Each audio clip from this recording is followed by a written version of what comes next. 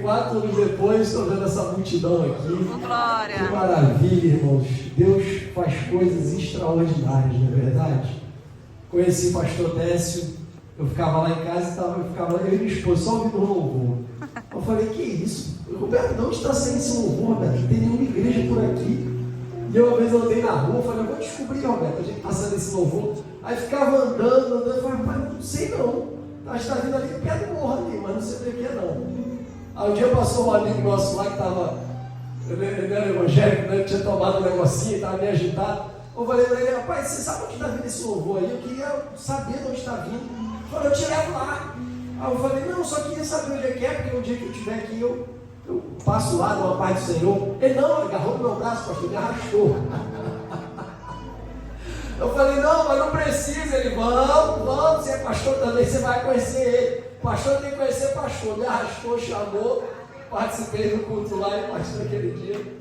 Tivemos essa amizade constituída. Então, é um grande prazer ver Deus fazendo a obra dele crescer. Tudo para a honra e glória do nome do Senhor Jesus. Os irmãos, o contrário, em Hebreus capítulo 11, versículo 1, está escrito assim: ora, a fé é o firme fundamento das coisas que se esperam e a prova das coisas que se não veem.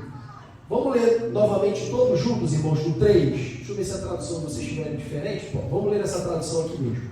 1, 2, 3. Ora, a fé é o firme fundamento das coisas que se esperam e a prova das coisas que não se veem. Pai, muito obrigado pela tua palavra. Fala conosco através dela nessa noite, ó Deus. Queremos ouvir a tua voz. Ministra aos nossos corações. Queremos sair daqui renovados, transformados, fortalecidos. Tudo para a honra e glória do teu santo nome. Em nome de Jesus. Amém. Podeis assentar, irmãos, em nome de Jesus. Queridos, nessa noite eu quero falar com vocês acerca de fé. E eu queria fazer primeiro uma reflexão. O que é fé? O que é fé? Será que fé é acreditar em Deus? Será que fé é sinônimo apenas de acreditar? Irmão, se fé, a Bíblia fala assim, ó, que Deus amou o mundo de tal maneira que deu seu Filho unigênito para que todo aquele que nele crê não pereça, mas tenha a vida eterna. Quer dizer, como que nós somos salvos? Nós somos salvos através da fé. Através da fé. É, como Paulo disse sendo mais completo, Efésios capítulo 2, versículo 8. Pela graça sois salvos, por intermédio da fé. Isso não vem de vós, é dom de Deus. Ou seja, nós alcançamos a graça da salvação através da fé. Mas quando eu vou para o final do capítulo 2 de João, Jesus estava ali fazendo muitos milagres, Jesus estava fazendo a obra do Pai, e a Bíblia diz que muitos creram nele, mas Jesus conhecia o coração de cada um, e sabia que aquele crer ali não era um crer que era fé, porque fé não é só acreditar, fé é algo a mais. Acreditar é o princípio da fé. Acreditar é a fé na cabeça, é a fé na mente. Mas fé mesmo, não fica só na mente. A fé de verdade, ela também ocupa o coração. A fé de verdade não fica só na mente. A fé de verdade, ela também desce para o coração. Ela não toma conta apenas do nosso entendimento, ela também toma conta dos nossos sentimentos. Eu vou mostrar para vocês como é que a fé na mente, ela funciona sem a fé no coração. Jesus uma vez estava no barco com os seus discípulos, e Jesus estava tão cansado, Jesus trabalhava tanto fazendo a obra de Deus que ele ficava exausto. Como é que você sabe, pastor, que ele ficava exausto? Porque Jesus, ele conseguia dormir no meio da tempestade. Irmãos, quem já pegou ônibus aí para longe, você sabe que dependendo do nível do cansaço, a gente dorme até em pé. Aquele trem lotado que às vezes não tem nem para onde cair, aí você dorme ali mesmo. Dependendo do nível do cansaço, você dorme onde tiver que dormir. E Jesus estava nesse nível de cansaço, estava fazendo tanta obra do Pai, que ele estava conseguindo dormir no meio de uma tempestade.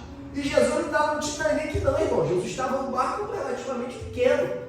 Cabia ali 15, no máximo 20 pessoas no barco naquela época. Normalmente cabia 5, entulhando, né? Mas normalmente ali 12, 13 pessoas, o barquinho já ficava cheio.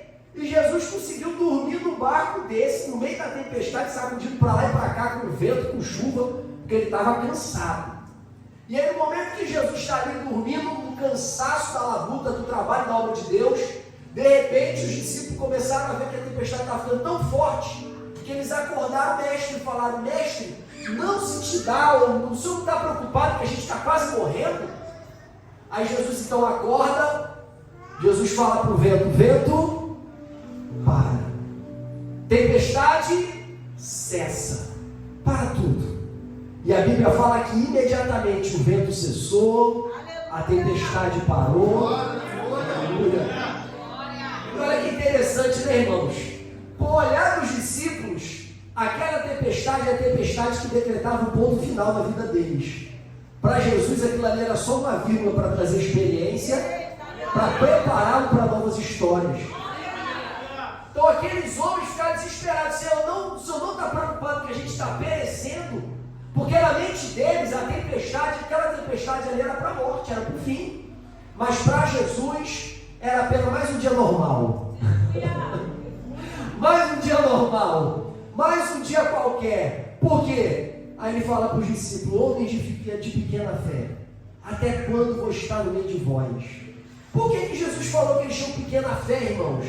É porque eles não criam que Jesus era o Filho de Deus? Não, eles criam. Inclusive, no momento que Jesus manda de 2 em 2 pregar nas regiões ali do norte da Galileia, quando eles chegam, Jesus pergunta para ele: quem vocês ouviram falar que os homens estão dizendo acerca do Filho do Homem? E aí cada um fala: estou dizendo que isso é Isaías, estou dizendo que isso é Jeremias que voltou, estou dizendo que isso é até João Batista. Aí Jesus pergunta para ele: e vocês? Quem vocês dizem que eu sou?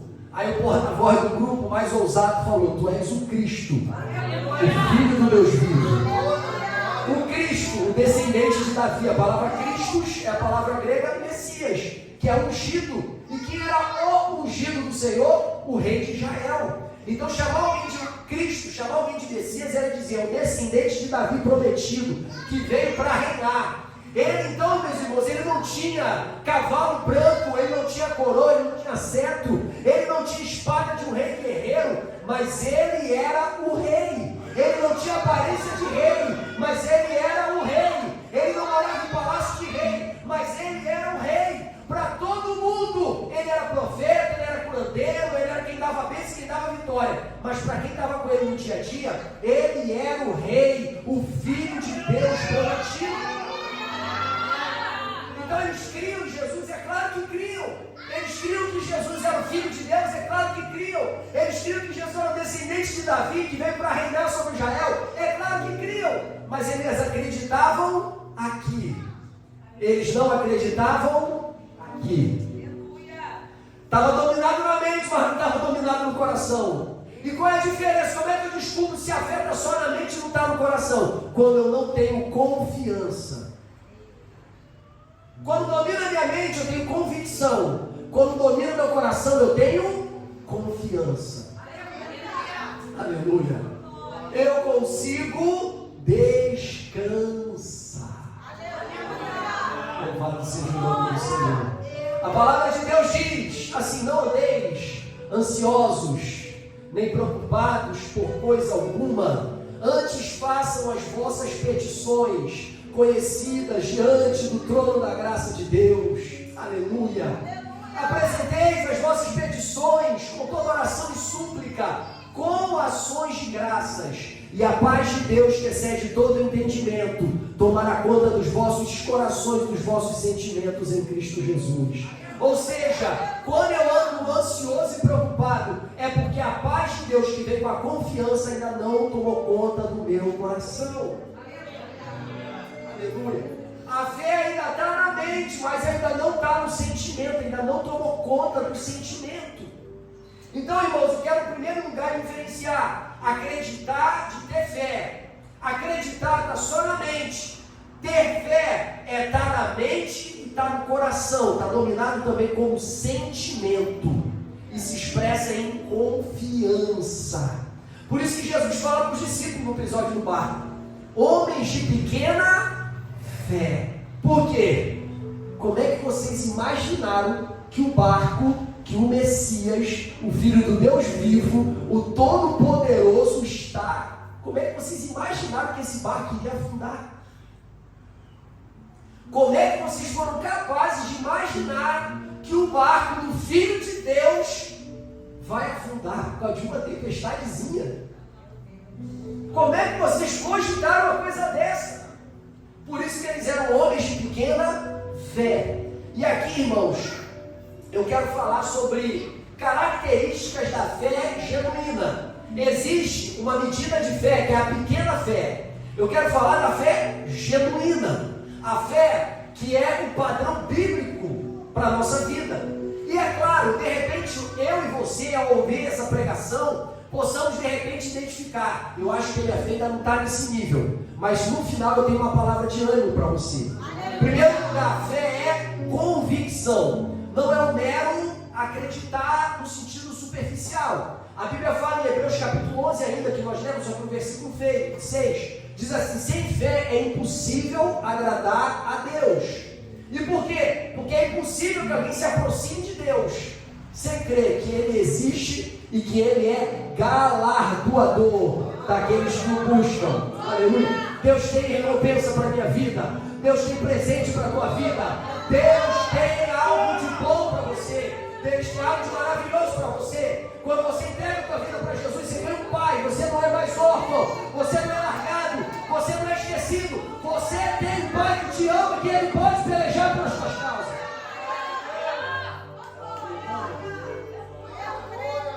Crer que Ele existe, crer que Ele é galardoador, Ele abençoa a minha vida. Louvado seja o nome do Senhor. Aleluia. Só que não é um mero acreditar, que eu acredito uma hora, daqui a pouco vem a tempestade, eu paro de acreditar. Não. É a convicção. Tiago capítulo 1, versículo 6 a 8 diz assim, ó: se você não tem sabedoria, peça a Deus, mas peça sem duvidar, porque aquele que duvida nada recebe. Aleluia. Porque aquele que duvida nada recebe. Porque aquele que não tem a fé de verdade, a fé genuína, a fé poderosa, ele é como a onda do vento, é como a onda do mar, vai e volta, vai e volta. Chega no culto, ouve o louvor, ouve a mensagem, eu creio, a minha vitória vai chegar. Aí chega no outro dia no trabalho, vê que a situação que ele deixou no dia anterior está pior ainda, ele fala: não, acho que Deus não quer mudar a minha história aqui nesse lugar não. Aleluia. Ele vem para outro culto, uma consagração, vê Deus usando os profetas,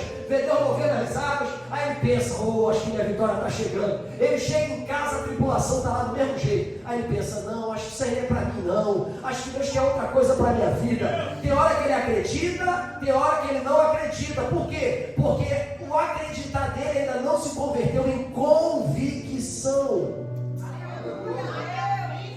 Ainda não é convicção. A hora acredita, a hora não acredita, dependendo da circunstância. A depender da circunstância, está acreditando ou não está acreditando. E aí, irmãos, eu tenho uma palavra para você. Teve um homem que também não estava acreditando com essa convicção toda. Igual eu sei que às vezes a gente não acredita, tá? Tinha um homem. Jesus desce no monte da transfiguração com 3 discípulos. 9 estavam lá embaixo, tentaram expulsar o demônio do jovem, não conseguiram. Aí, quando Jesus desce, chamaram: mestre, rapaz, o senhor já enviou a gente já expulsou um monte de demônio, mas aquele desse garoto aí a gente não está conseguindo não. Aí Jesus falou para eles: homens de pequena fé, até quando estarei convosco? Jesus falou outra vez essa frase. Aí Jesus chama o pai do garoto: tu crê que teu filho pode ficar liberto? Aí aquele homem foi muito sincero, irmãos. Ele falou assim para Jesus: mestre, ajuda-me na minha pequena fé. Aleluia. Por que ele falou isso? Mestre, me ajuda na minha pequena fé. Mestre, eu até acredito, mas quando eu vejo ele caído no chão, quando eu vejo ele espumando, quando eu vejo ele me fazendo passar vergonha na frente de todo mundo, eu paro de acreditar. Tem hora que eu acredito que Deus vai me dar a vitória. Tem hora quando eu estou no meio da dificuldade eu não acredito mais. Tem hora que eu tenho convicção, Deus vai fazer. Tem hora que eu olho assim e falo: não é para mim. A mesma mentalidade daqueles discípulos no barco. Aleluia. Só que ele falou para Jesus: mestre, ajuda na minha pequena fé. Aleluia. Aí Jesus olhou para ele e falou: rapaz, você não precisa ter uma fé assim inabalável. Você precisa ter uma fé que te leve para um lugar, que é o chamado lugar da dependência. Como assim? Você ainda tem uma fé vacilante, não tem? Mas ela é suficiente para te trazer para a dependência. Você até sabe que você não tem fé para ser inabalável a todo momento, mas você sabe que se você vier até os meus pés e me pedir força na tua pequena fé, eu vou poder te ajudar. Menino, fica liberto agora. E o garoto foi liberto com uma palavra de Jesus. Me ajuda na minha pequena fé. Então, em primeiro lugar, até a fé, eu estou nem tentando falar da fé do coração, estou falando da fé da mente. É um acreditar, mas é tão forte que vira convicção. Não fica variando, uma hora acredita, outra hora não acredita, uma hora acredita, outra hora não acredita. Segunda característica, confiança. Aí eu já não estou falando da fé da mente, já estou falando da fé do coração. Irmãos, se eu chegar para você e dizer assim: você sabia que eu consigo subir nesse poste ali, andar pelo fio e descer no outro poste? Aí você vai olhar assim para mim, com essa minha cara de nerd, e falar assim: rapaz, pastor, eu queria até acreditar, mas eu acho. Fosse meu magrinho assim, com essa cara de atleta, jogador de futebol, de repente eu até acreditava, mas não sei não. Aí imagina que eu suba no poste, atravessa o fio desse. Eu perguntar para você: agora você acredita? Agora eu acredito, que eu estou vendo. Tá bom. Então, pastor, já que você acredita que eu atravesso, você acredita que eu consigo fazer isso com um carrinho de mão? Pego o carrinho, subo com ele, atravesso ele com o fio e desço. Aí você fala: rapaz, andando eu não acreditava, você fez, mas com o carrinho de mão, andando, você já foi bem balançando assim. Com o carrinho de mão eu não acredito não. Eu vou lá, pego o carrinho de mão, subo, atravesso e desço. Aí você vai falar assim: rapaz, e aí, acredita agora? Agora eu acredito. Agora eu acredito. E você acredita que eu consigo levar uma pessoa nesse carrinho de mão ali em cima do fio e descer? Aí você vai falar: rapaz, agora eu acredito. Eu duvidei a primeira, você fez. Eu duvidei a segunda, você fez. Na terceira agora, eu não vou duvidar mais não. Aí eu vou falar para você assim: então sobe no carrinho. Então sobe no carrinho. Não, vou subir no carrinho não. Tu sobe, irmão? Uma coisa é acreditar, outra coisa é confiar. Aleluia!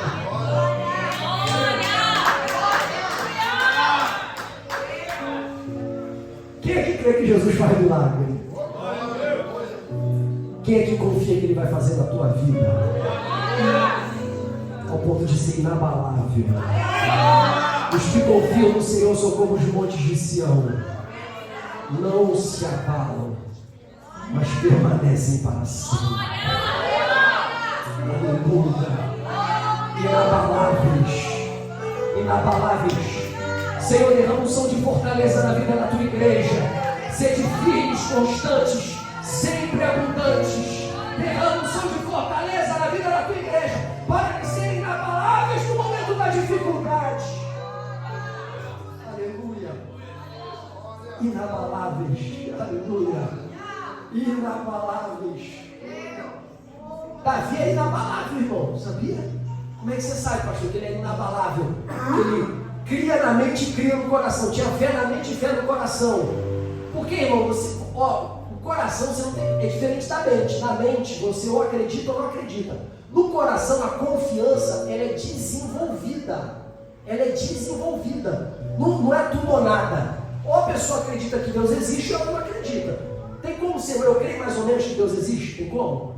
Não tem como. Ou ela acredita ou ela não acredita. A mente é meio tudo ou nada. Já o coração, não, ele é em medida. Por isso que é homem de pequena fé, homem grande é a tua fé. Não é acredita ou não acredita. A mente é tudo ou nada. O sentimento é medidas. Medidas. Tá? É medidas. E aí, irmão, como é que eu sei que Davi confiava em Deus? Porque ele tinha experiências com Deus que desenvolveram a sua confiança nele. Quer ver? Salmo 23. Senhor é meu pastor, nada me falta. Sabe por que nada me falta? Ele me faz deitar em verdes pastos. está se colocando, o eu lírico dele ali é uma ovelhinha sendo levada para comer. Ele não deixa faltar comida fresca para mim. Ele leva minhas águas tranquilas.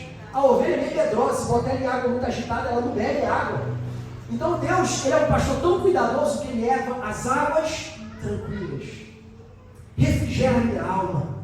Guia-me pela vereda da justiça por amor do seu nome. Ou seja, ele não deixa eu andar por caminhos tortuosos. Ele me leva por caminhos bons, caminhos retos, caminhos direitos, caminhos de justiça. Como ele não deixa faltar nada para mim, porque ele me leva para fato pasto verdejante. Como eu aprendi que ele me leva para águas tranquilas. Como eu aprendi que ele refrigera minha alma. Como eu aprendi que ele me guia por veredas retas de justiça por amor do seu nome. Quando eu andar no vale da sombra da morte, eu já estou treinado que ele cuida de mim. É por isso que eu não temerei mal algum. E não é porque eu sou o bambambam, eu sou o cara, não. Não é porque eu sou super corajoso, não. Eu não vou temer mal algum, sabe por quê? Porque aquele que cuida de mim está comigo. Só que às vezes eu não vejo ele. Eu olho para o lado, eu não vejo. Eu olho para o outro, eu não vejo. Aí, aleluia. Por quê? Porque às vezes o pastor está tocando as ovelhas estão indo para frente. E o pastor está atrás tocando as ovelhas. E a ovelha está andando e não está vendo o pastor. Aleluia. Mas quando o medo começa a aparecer no meu coração, o pastor, quando vê que eu estou saindo um pouquinho do trilho, ele pega a vara e toca em mim, ó, volta para o trilho. Ele pega o cajado e toca em mim e volta para o trilho. E quando eu sinto o toque da presença dele, aleluia, eu tenho convicção que eu estou no vale da sombra da morte, mas eu não estou sozinho.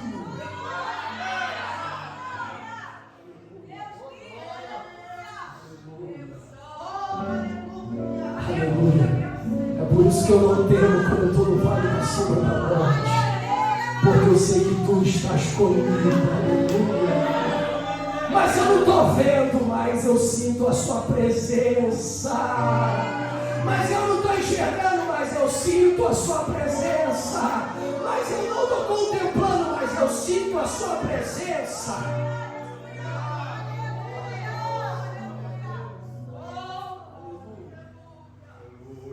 Fé genuína é um acreditar que é tão forte que vira convicção. É um sentimento tão forte que vira confiança. E é tão grande dentro de mim que transborda em comportamento. É por isso que Tiago fala, Tiago 2, que a fé sem obras é morta. Então, terceira característica da fé genuína, vou recapitular. A primeira é convicção. Segundo lugar é confiança. Terceiro lugar é obediência. É tão forte, eu creio tanto que ele é meu rei, eu creio tanto que ele é meu Senhor, eu creio tanto que ele é meu Deus, que eu obedeço. Aleluia. Transborda em comportamento, em atitude. E às vezes, irmão, nas atitudes mais triviais, a Bíblia fala que pela fé Abel ofereceu o melhor sacrifício do que Caim. Como assim? Imagina que vai uma pessoa muito importante na tua casa. Meu irmão, o que tu vai fazer na casa? Faxina. O que tu vai preparar para a comida? O que tiver de melhor, certo? O que tu souber de fazer de melhor, tu vai preparar. Quando alguém importante vai na nossa casa, irmão, a gente quer dar o melhor tratamento. A gente tem prazer de agradar quem tem valor para a gente. A gente tem prazer de agradar. Então a gente prepara o melhor. A Bíblia fala que Caim e Abel foram oferecer sacrifício para Deus. Aleluia. A Bíblia diz que Caim deu do fruto da terra, ele era agricultor. Quer dizer, a Bíblia fala só que ele deu do fruto, não diz que ele deu o pior não, tá? Diz que ele deu do fruto. Ele deu do fruto, nem é o melhor nem o pior, ele deu do normal. Mas a Bíblia diz que Abel deu das primícias. Ele deu das primícias do seu rebanho. Ele deu o que tinha de melhor no seu rebanho. Aleluia. Mas por que ele fez isso? Porque ele tratou o Deus visível como se visível fosse. Deus não estava ali visivelmente para receber aquele cordeiro. Para Abel, para Caim, Deus não vai comer mesmo, eu vou dar o normal. Aleluia. Para Abel não, ele é real. Aleluia. Ele é real. Se ele é real, eu não vou dar o normal, eu vou dar o melhor. Porque a fé faz isso com você, ela te transforma num verdadeiro adorador. Louvado seja o nome do Senhor. Aleluia. Então, pela fé, Abel ofereceu o melhor sacrifício que Caim. Pela fé, irmãos, Abraão ouviu uma voz. Hoje em dia, eu vou falar que ele estava esquizofrênico, que ele estava com algum problema mental. Ele ouviu uma voz: sai da tua terra, do meio da tua parentela, da casa do teu pai, e vai para a terra que eu te mostrarei. Imagina se tu estiver em casa essa madrugada e tu ouvir uma voz: sai da tua terra, de colégio, de Arajá, do entorno, sai do meio da tua parentela e sai da tua casa onde tu está morando, bota tudo numa bolsa, numa mochila, numa carroça, não dá teu jeito, pega aqui, ó, até a Avenida Brasil, sobe a Avenida Brasil em direção a Niterói, pega 101 e vai para uma terra que eu te mostrarei. Que é isso, Senhor? E a minha igreja, já vou botar a igreja no meio da história. Que isso, Deus, e minha família? Que isso, Deus, e minha casinha? Que isso, Deus, que... Meu irmão.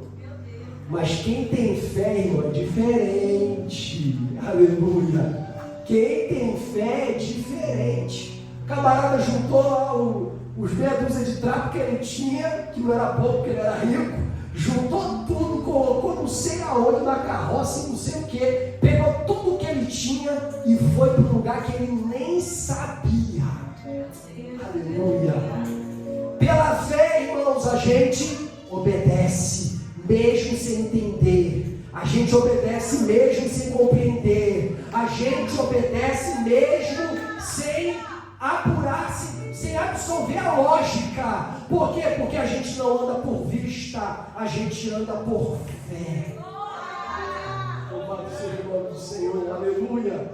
A gente anda por fé, irmão, a gente anda por vista não. A irmã estava falando para o nome da avó dela, não sei como é que Deus vai tratar a tua, mas eu sei como é que ele tratou a minha. Quando eu era pequeno, eu falava muito à noite. Quando eu era de manhã, eu estava sem voz nenhuma. Isso de criança, né? Meu pai me levou no otorrino, ele fez uma análise da minha voz e falou: olha, não tem calo, não tem nada na voz, isso é uma característica da voz dele. Se ele falar muito, ele fica sem voz. E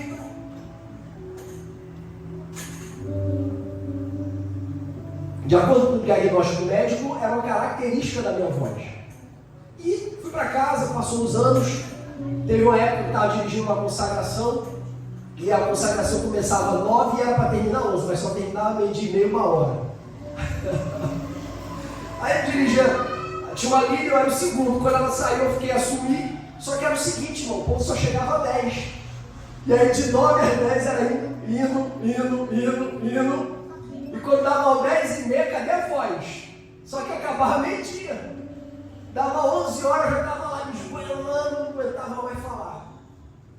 Aí eu falei, aí se passou 1 semana, 2 semanas, 3 semanas, aí eu falei, orando no quarto, falei: Deus, desse jeito não dá não, pode me tirar e botar outro, porque desse jeito não tem como eu fazer a tua obra.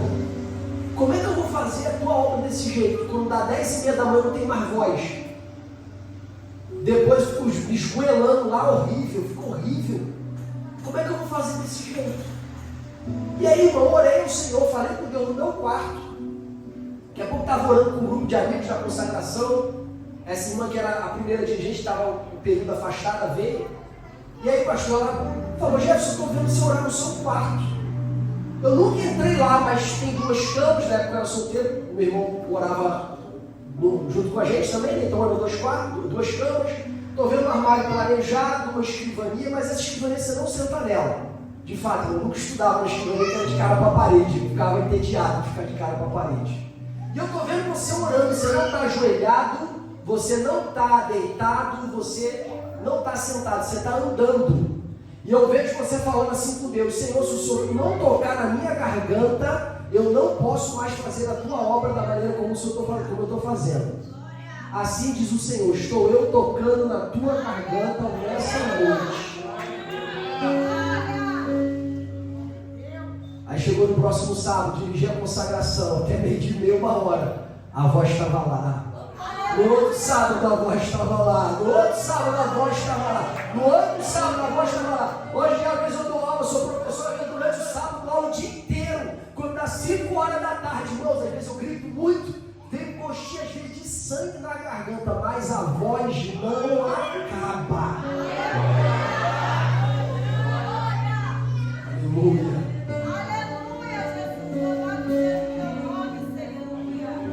Às vezes a gente não tem uma educação vocal, né? Grita muito. Às vezes sala grande, às vezes dá um grito, aí a garganta fica doendo. Mas a voz está lá. Aleluia. A voz continua lá.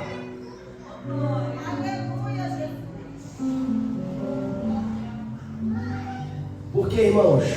Porque Deus ouve oração. Por que, irmãos? Porque Deus responde oração. Por que, irmãos? Porque Deus faz milagre. Por que, irmãos? Porque diagnóstico médico não é destino. Louvado seja o nome do Senhor. Mas obedece. Então, primeira característica da fé genuína é convicção. Segunda característica, confiança. Terceira característica, atitude ou obediência. Quarta característica, ousadia. Aleluia. Aleluia, Deus. Aleluia. Discípulo está no meio de tempestade, daqui a pouco vem um vulto no meio do lago. Ô, meu irmão. E toma-lhe um vulto, sem barco, andando pela água. Misericórdia, discípulo. Jesus, cadê você que não está aqui com a gente? Começa o terror, começaram a falar que era um fantasma. Aí daqui a pouco começa a se aproximar alguém e fala assim: eu acho que é o mestre. Eu acho que é o mestre, eu acho que é o mestre. Daqui a pouco alguém percebe que é o mestre mesmo. Aí Pedro fala: mestre, se és tu, permita-me ter contigo. Aí Jesus fala: vem. Vem. Irmão, vem significa bota o pé na água como se fosse chão. Aleluia. Pedro olhou no mar, olhou para lá, viu Jesus andando, você está andando, eu posso andar também. Aleluia. Irmão, Deus falou: vem, podia qualquer um, mas só um foi ousado. Aleluia. E aí foi lá e botou o pé. Quando ele botou o pé, aleluia, não era água, era chão. Aí ele dá o segundo passo, não era água, era chão. Dá o terceiro passo, não era água, era chão. Aleluia. Porque a ousadia é uma medida de fé que te faz viver o que ninguém mais vai viver no teu lugar.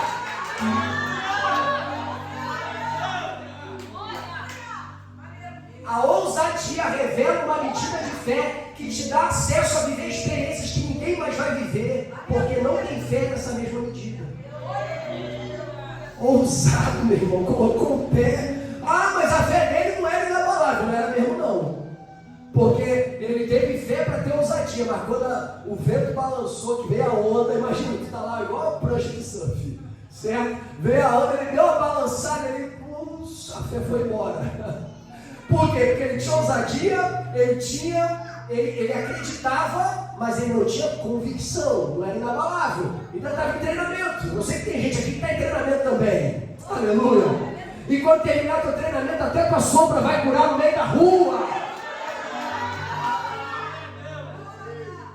Está em treinamento. Aí quando o negócio balança, ele afunda. Mas sabe qual é a boa notícia? Vou te dizer.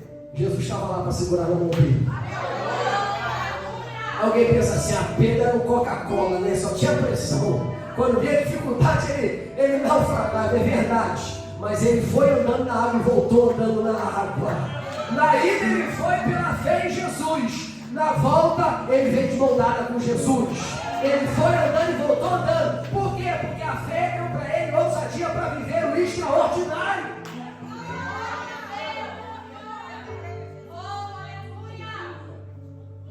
A fé deu para ele ousadia para viver o extraordinário. Quarto lugar. Primeira característica, convicção. Segunda característica, confiança. Terceira característica, obediência. Quarta característica, ousadia. Quinta característica, constância. Tem aquele crente, irmão, crente Raimundo, pé da igreja, pé do mundo. Tem hora que o pastor pode contar com ele para tudo. Pastor, pode contar comigo até semana que vem. Meu irmão. Tem crente que é assim, tem a fase inabalável e a fase que é totalmente abalável. Varia, não é constante. A Bíblia fala que pela fé Enoque andou com Deus e não as foi achado. 300 anos. Só que tem um mistério aí, tá? Não foi Deus que andou com Enoque não, tá?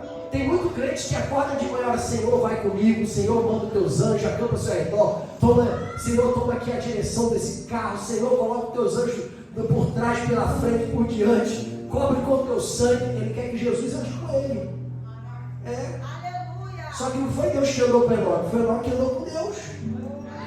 Sabe qual é a diferença? Pastor Décio, posso andar contigo hoje? Pastor Décio, pode, meu irmão, vamos junto. Aonde o pastor Décio vai, eu vou, porque eu que estou andando com ele. Qual é a diferença de andar com Deus? Não é Deus que vai atrás de mim, é eu que vou atrás de Deus. Como assim, Jefferson?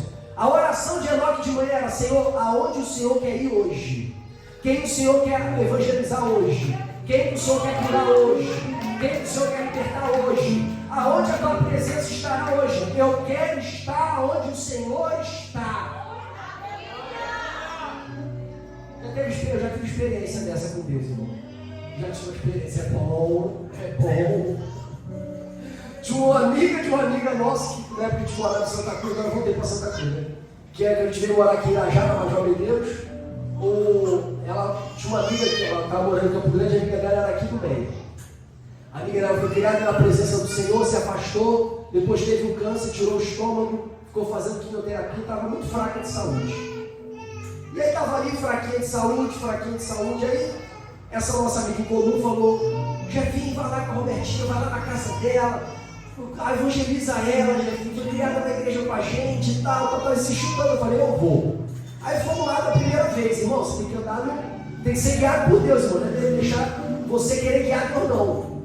Só que aí essa mesma amiga em comum falou para as pessoas que eram da igreja. Então tinha uma turma lá, pastor, turma de crente lá. Aí foi meio que um culto, né? Como não tinha ninguém que assumir a liderança, eu meio que assumi a liderança e ficava dando as oportunidades e tal. Mas na hora da minha palavra, deu uma palavra dura. Coitada, fazendo quimioterapia, só um bagaço. Deu uma palavra dura. Aí eu perguntei para ela: posso voltar daqui a 15 dias? Ela falou: pode. Ela não falava quase nada, ela estava muito fraca. Uns 15 dias depois, voltando lá, outra palavra dura. Chegando, posso voltar depois? Pode. Só que dessa segunda vez não tinha praticamente ninguém. Da terceira vez já não tinha ninguém, já era eu e Roberto e Giovana. E vamos lá, nós três. Outra palavra dura. Teve um dia, irmão, que eu fui dar uma palavra para ela. Aí eu li Mateus capítulo 16, versículo 24. Aquele que quiser vir a mim, negue-se a si mesmo, tome sobre si a sua cruz e siga-me. Porque aquele que quiser preservar a sua vida, perdê-la-á. Mas aquele que abrir mão da sua vida por amor de mim, achá-la-á. Quer dizer, eu ganho a vida quando eu abro mão da minha vida. Mas quando eu tento preservar a minha vida, eu perco ela. Aí eu falei para ela, mas sabe qual é o segredo do Evangelho? O segredo do Evangelho é que se você não está preparada para morrer, você não está preparada para viver. Porque se você não está disposta a abrir mão da tua vida, você não vai ganhar a verdadeira vida. Então minha missão aqui não é te preparar para viver, a minha missão aqui é te preparar para morrer. Porque se tu estiver pronta para morrer, tu vai estar pronta para viver. Olhão da mãe. Falei: vim te preparar para morrer. Imagina quando chegar na casa da pessoa que está com câncer, trazer uma palavra dessa: vim te preparar para morrer. Falei: ó, quem você faz aí a listinha de quem você precisa perdoar, de quem você precisa reconciliar, de quem você precisa reatar amizade. Faz a listinha aí, na próxima vez que eu vier aqui a gente vai conversar sobre esse assunto. Passou alguns dias, ela já estava mais recuperada, já tinha parado de fazer a quimioterapia, já estava mais forte, começou a falar mais. Aí ela falou assim: você sabe por que depois daquele primeiro dia que estava cheio de gente aqui, não veio mais ninguém? Eu falei: não faço ideia, porque a Marcinha não chamou mais. Não, fui eu que falei para não chamar. Quando eu me afastei dos caminhos do Senhor, já tentei voltar algumas vezes, mas eu não tive força. E eu falei para Deus: Deus me traz, não importa como. E ela falou, quando eu comecei a sentir as dores de estômago, quando eu comecei a sentir essas dores, eu falei, eu já sei o que é, Deus querendo me trazer. E aí, quando veio o diagnóstico, eu nem me assustei, eu já sabia que era Deus para me trazer, fazendo alguma coisa para me trazer de volta. Fiz a cirurgia, fiz a quimioterapia. Se você reparar, todo mundo naquele culto só trouxe palavra de cura, só trouxe palavra de vitória, só trouxe palavra de bênção, só trouxe palavra de restauração. Você foi o único que trouxe uma palavra dura. E eu falei para Deus, Deus, eu não passei por tudo isso para ficar ouvindo falar de cura. Eu te pedi para o Senhor me tratar. Por isso eu falei para a Márcia, não chama mais ninguém. E olha que interessante, irmãos, quando eu entrava no carro, eu falava com a minha esposa, toda vez que a gente ia lá, eu falava com a Roberta, Roberta, eu estou com o sentimento de que eu estou indo para onde Deus está indo. Eu falava isso por ela, eu falei, eu estou com um sentimento assim, é como se assim, eu sei que Deus está indo para lá, para esse lugar, e eu estou indo aonde Ele está indo, né? Eu sempre quero para Deus ir comigo, mas dessa vez eu estou pensando que eu estou indo atrás de Deus. Direcionado por Deus, não é eu que direciono Deus, é Deus que me direciona, porque eu sou servo e Ele é Senhor. Tem muita gente que quer viver para viver a própria vontade, e por causa disso não vive a vontade de Deus. A fé não é eu creio que Deus vai fazer minha vontade, a fé é eu creio que eu vou ter força para fazer a vontade de Deus.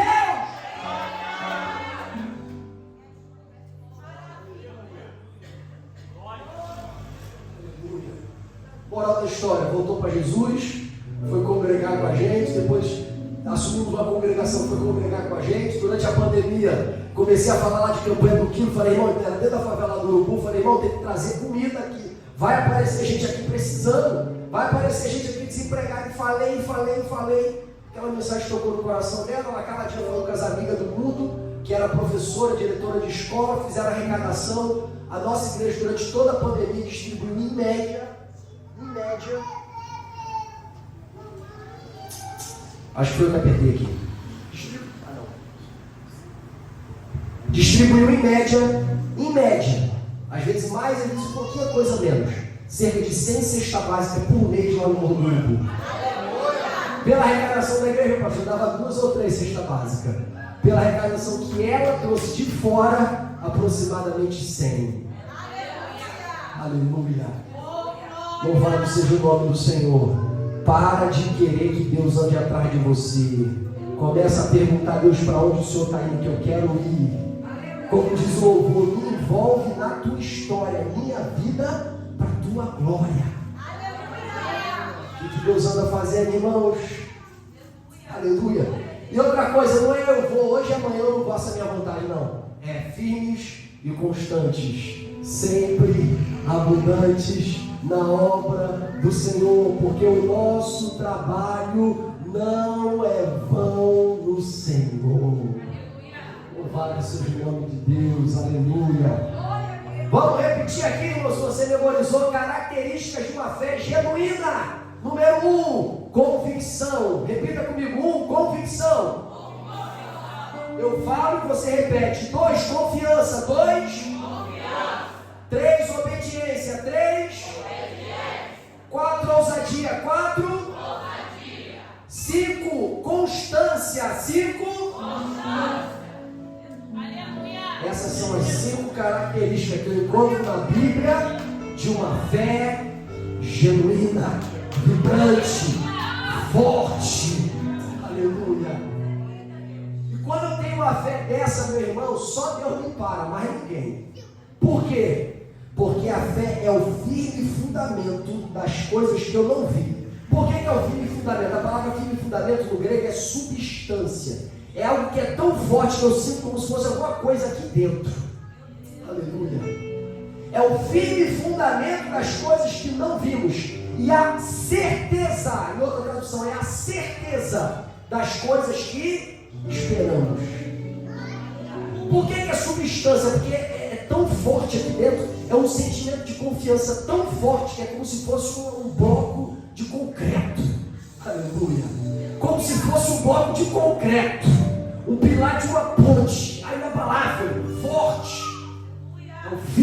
fundamento. Eu sinto, aleluia, se traduz em confiança. E é por isso que na adversidade eu não fico abalado. E é a certeza das coisas que esperamos. Aleluia. É a certeza das coisas que esperamos.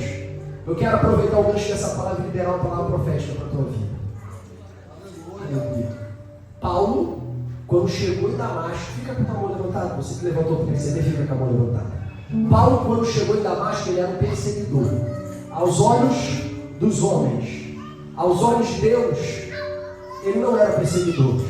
Aos olhos de Deus, ele era perseguido. Como assim? Deus vê as coisas que hoje, no presente, não são como se já fossem. A Bíblia fala que ele chama a existência as coisas que não são como se já fossem, como se já existissem. Porque Deus me vê, Deus te vê no futuro. Aleluia.